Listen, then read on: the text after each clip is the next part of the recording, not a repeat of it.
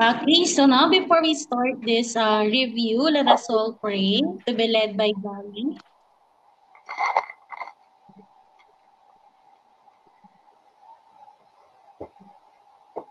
Angel of God, my guardian dear, to whom God's love commits me here. Ever this day, be at my side, to light and dark, to rule and guide. Amen. Amen. Ayan. So for today is a review day. So your exam will be on 25 and then the topic that you're going to review is quadrilateral, circle, parts of the circle, perimeter area, space figures. Ayan. So let's start with quadrilateral. Ayan. I want you to watch this video about quadrilateral.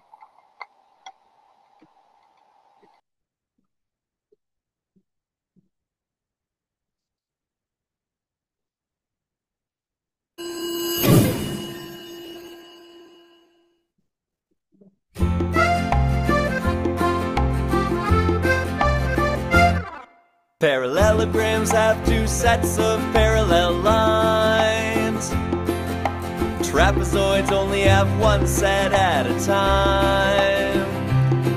A rectangle has four right angles. A rhombus has four sides that are equal. Squares have four equal sides and four right angles.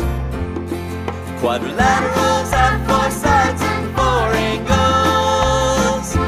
Parallelograms, rhombuses, trapezoids, squares and rectangles. And if you add the angles inside each of these, there will be 360 degrees. Parallelograms have two sets of parallel lines. Trapezoids only have one set at a time. A rectangle has four right angles. A rhombus has four sides that are equal. Squares have four equal sides and four right angles. Quadrilaterals have four sides and four angles. Parallelograms, rhombuses, trapezoids, squares and rectangles. And if you add the angles inside each of these, there will be 360 degrees.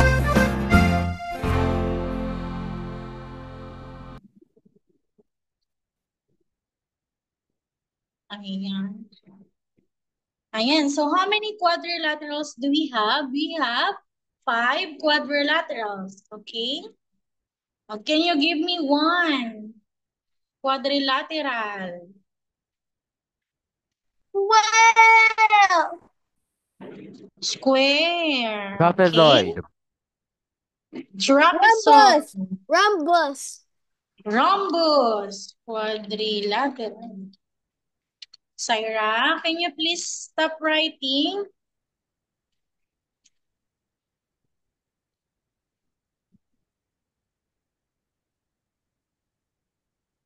Okay, we have quadrilateral. We have the square. Rectangle. Rhombus. Rhombus. And Parallel. parallelogram. Trapezoid. Trapezoid. And the last one we have Trapezoid. the trapezoid.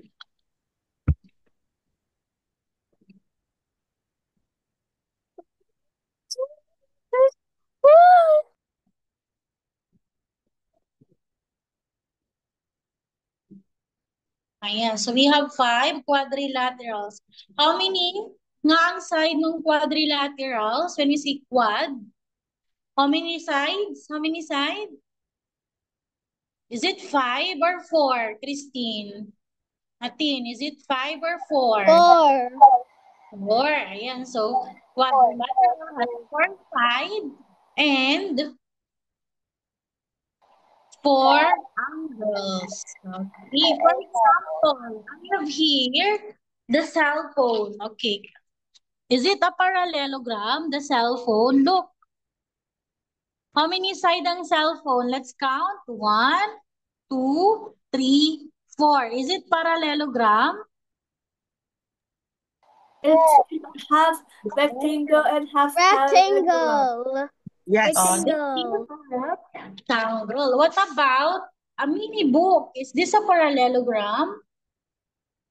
Mm, How many sides? rectangle. 4. Oh, this is a rectangle. This is a parallelogram. Okay. Wow.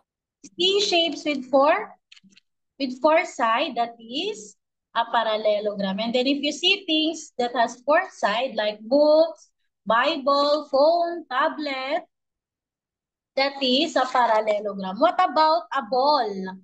A ball. Is that a parallelogram? A ball. There's Quadrilateral. there is no size because it's a circle.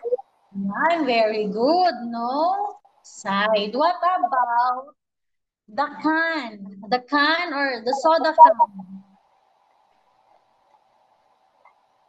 Soda can. That's a quadrilateral. No, that is a cylinder. Okay, so we have quadrilateral, square, rectangle, rhombus, parallelogram, trapezoid. Ayan. So 5, you need to remember that.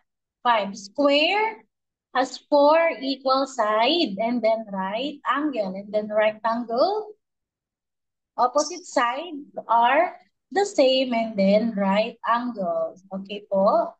Next naman, we have the circle.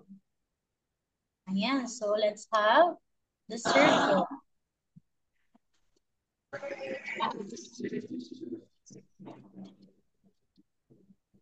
I gotta remove my drawing. No.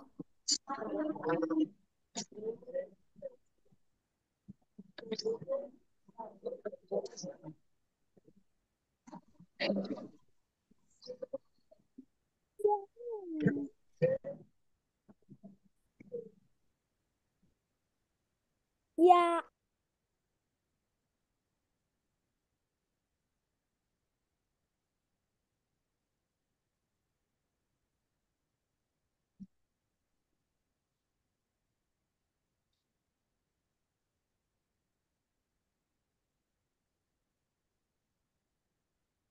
Okay, can you give me parts of the circle? Give me one part of the circle, Luis.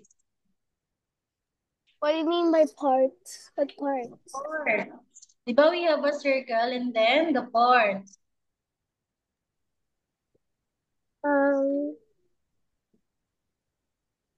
There's parts? Parts of a circle. Center, radius, diameter, arc, chord. Okay. Ayan, sinabi na ni Gali. Ayan, so, Diameter, chord, arc, circumference, point. what do we call on the edge of the circle? We call it circumference. So what about on this line? What do we call on this line?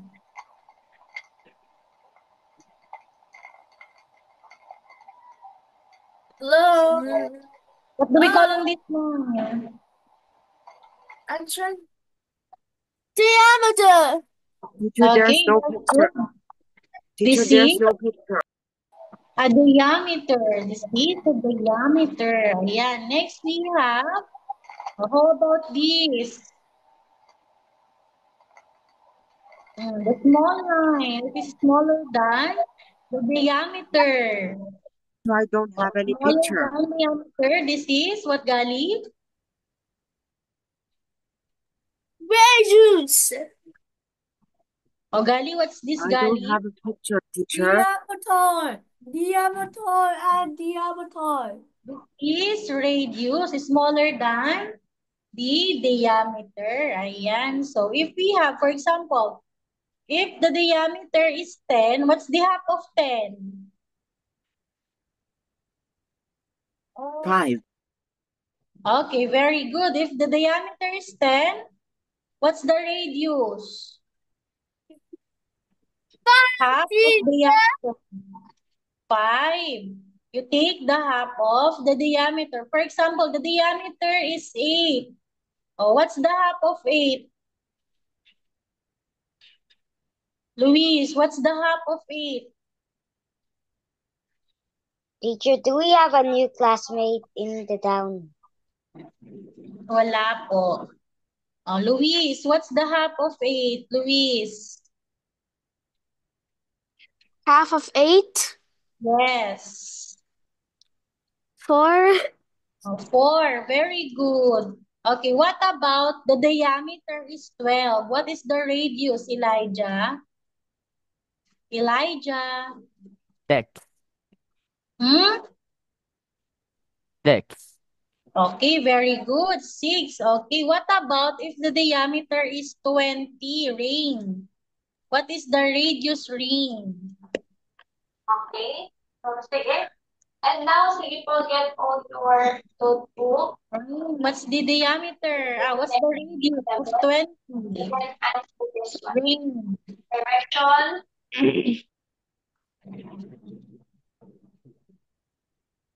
Oh, what about Syra? Syra, what's the radius of 20?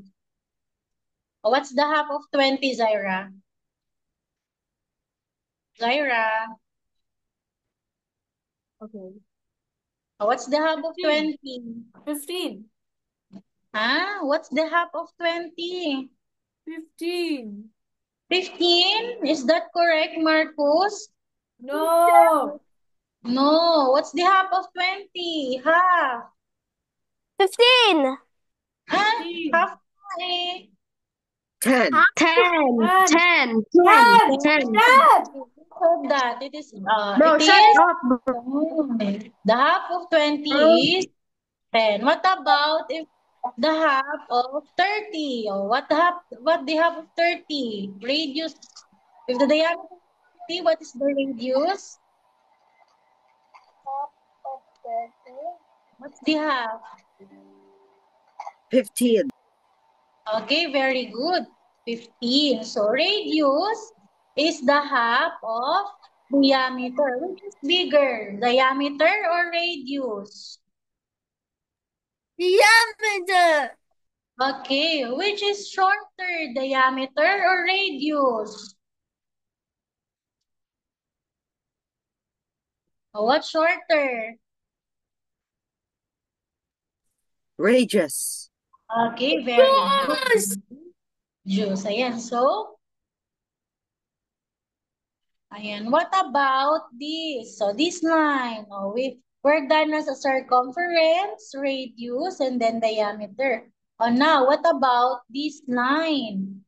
Oh, what do we call on that line again?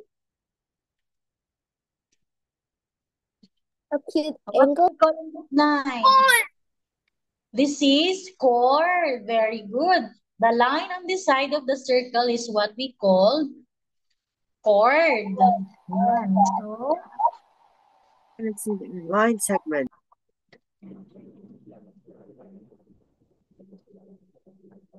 ayan. So, what about naman this? So, what about this? What about this? We call it, this one, the green line. Parang it look like eyebrow. It look like eyebrow. What do we call on this? Arc. This is arc. Ayan. So, very good. This is arc. So, we have 5 parts of the circle. We have the circumference. Okay, we have the circumference. You read your notes, okay? We have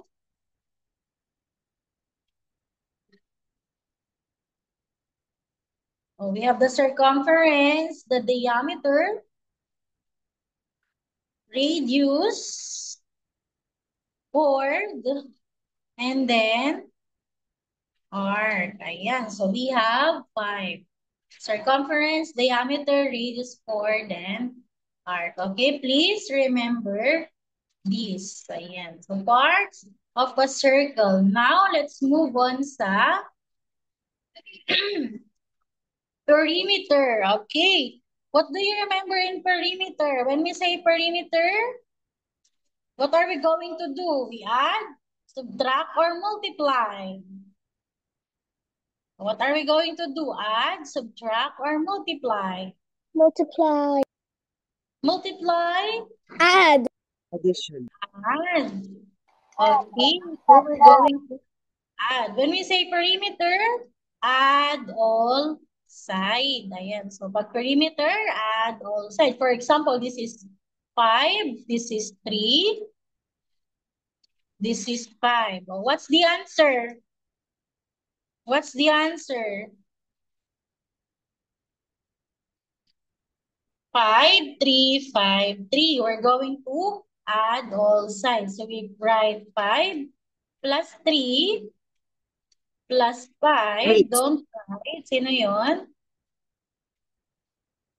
Plus 3. Ayan. So, what's the answer? P equal. Who wants to try? Sige nga, raise your hand. Who wants to try? Oh, Atin, Atin. Oh, Atin. 5 plus 3, Atin. Oh, open your mic, anak. Open your mic.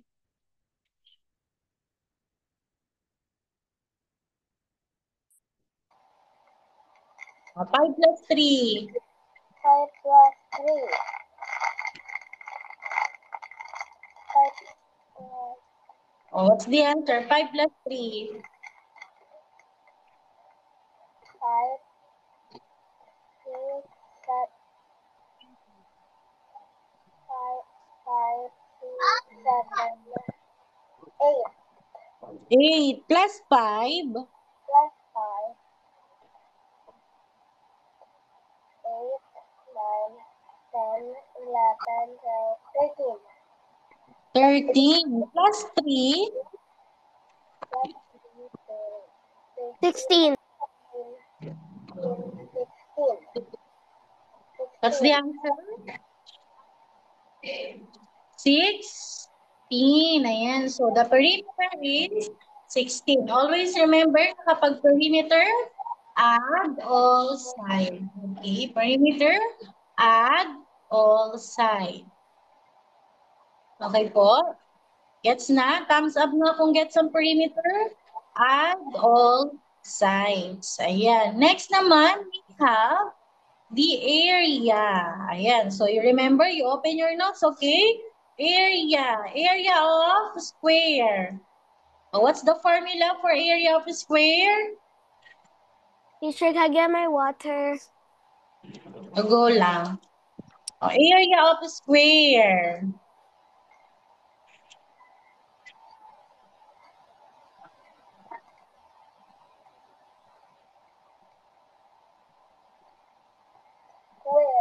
We have A times A. Ayan. So, formula for square, A times A. The A is the measurement. For example, meron tayong square. Ang measure ng side ng square, ayan, hindi siya mukhang square. Ayan, ang measure ng side ng square ay 3. Oh, so, applying the formula, what's the A? 3. So, 3 times 3 is, what's the answer? 3 times 3? 3 times 3, Gali? 9. 9. Very good. So, the area is 9. Ayan. So, square, A times A. Next naman, have the rectangle. Okay. Sino kaya nakaka-remember ng formula ng rectangle? Sige nga. Oh, what's the formula for rectangle? Elijah, you remember the formula? 3.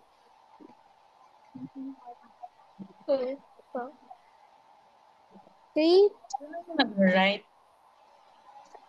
3. For rectangle.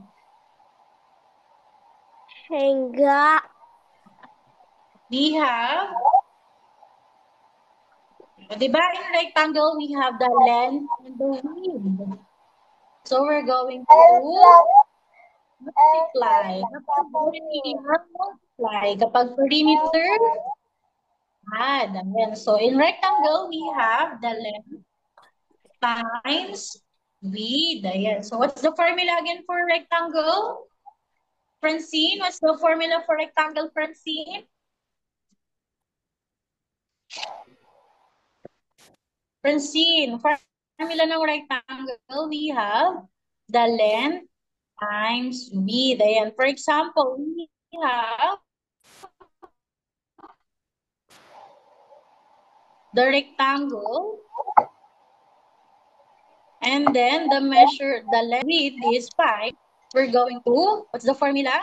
6 times 5. 6 times 5, what's the answer, Marcos?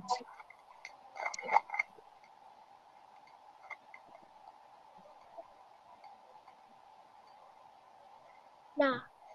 What's the answer? Syra. Syra, what's the answer? 6 times 5. 6, 12, 18, 21, 30. 30.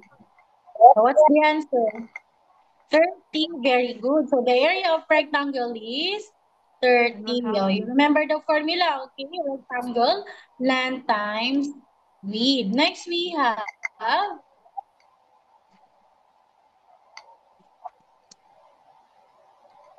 parallelogram. Yan. So we have the parallelogram.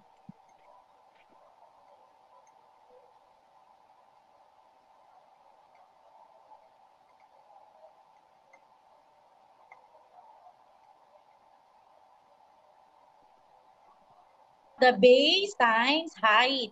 What's the formula for parallelogram?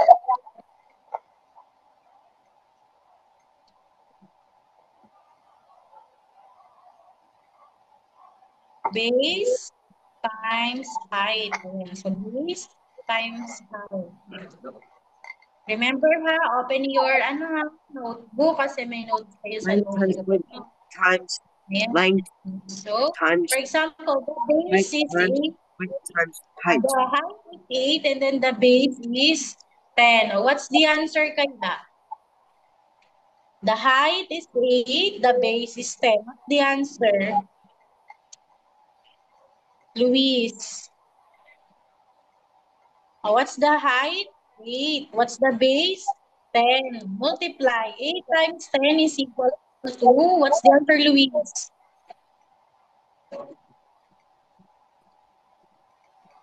Four. Huh? 4. What's the answer? 8 times 10. 8 times 10. Mm-hmm. 80. Bro, 80. I was thinking of it. The answer is 80. 80. Ayan, very 80. good. The answer is 80. So base times height. Okay, you remember that 3? We have square, rectangle, and parallelogram. So square, 8 times 8. Rectangle, length times width. Parallelogram, base times height. Okay? Kapag area, multiply. Perimeter, add. Perimeter, add. Area, multiply. Okay? Ayan. Next, last one, we have the space figures. Ayan. So, let's see space figures. Sige nga, give some example space figures. I got band, yay!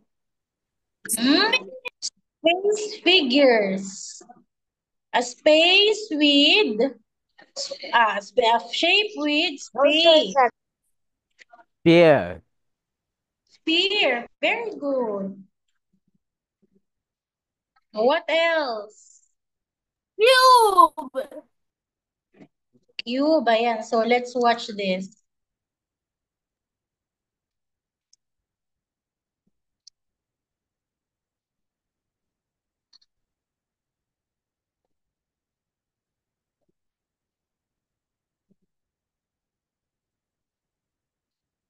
hatch some cool pets. Click here to make your very own monster. Hopscotch! Hopscotch! 1, 2, 1, 2, 3. There are some new kids around now, maybe you've heard. We are three-dimensional shapes, sphere, cube, cone, and cylinder. We are three-dimensional shapes, also prisms and pyramids named for their base, distinguished by vertices, edge, and face. And you can find us all over the place. We are three-dimensional shapes. We are three-dimensional shapes. Ba-da-ba-da-ba-da-ba-da. If you've ever seen a planet or a ball, the sphere will be the shape of them all. With no vertices or edges to sit on the ground, the sphere's gonna roll around. Cubes have 6 sides all the same, like dice that you roll in your favorite game. Side square with 8 vertices, like ice or the sugar that's in your tea. Like a traffic cone, or a megaphone, or an ice cream cone. You're my sweetest cone. Your base is round and comes up to a point. Oh, you're my cone.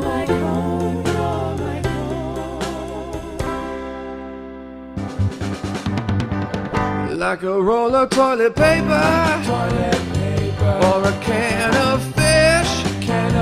Cylinders have 2 round bases, that come together like this. Prisms have 2 of the very same base, but the bases can be different shapes. Triangle, square, rectangle, pentagon, like a box, block of cheese, or a chocolate bar. We're all prisms, baby. Some pyramids are triangles with squares at the base, but the sides slope up to the same place. Like Egyptian tombs or ancient tubs, a tattoo room or a wet floor sign.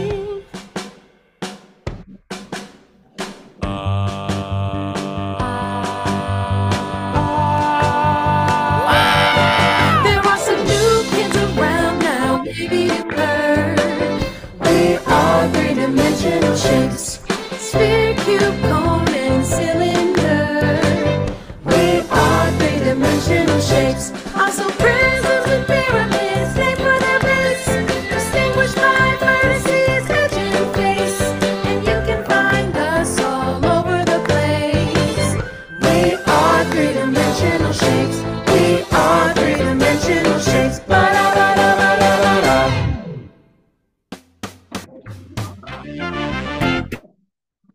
Ayan, so we have the space figures. We have the cone, sphere, cylinder, pyramid, and then, ano yung isa?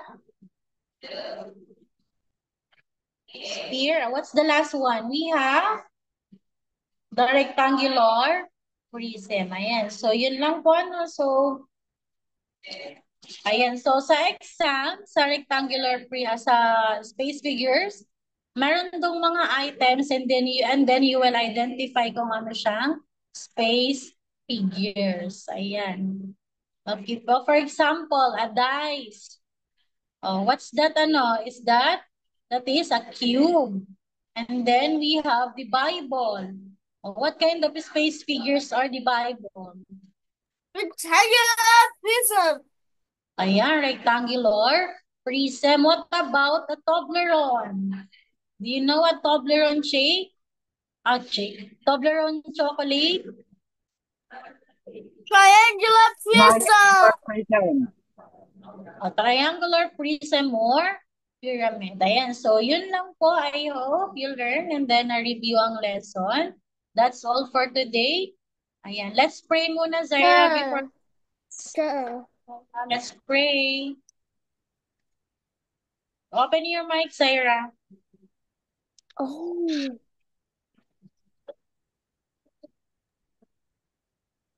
Okay, let's pray. Who art in heaven, hallowed by thy name.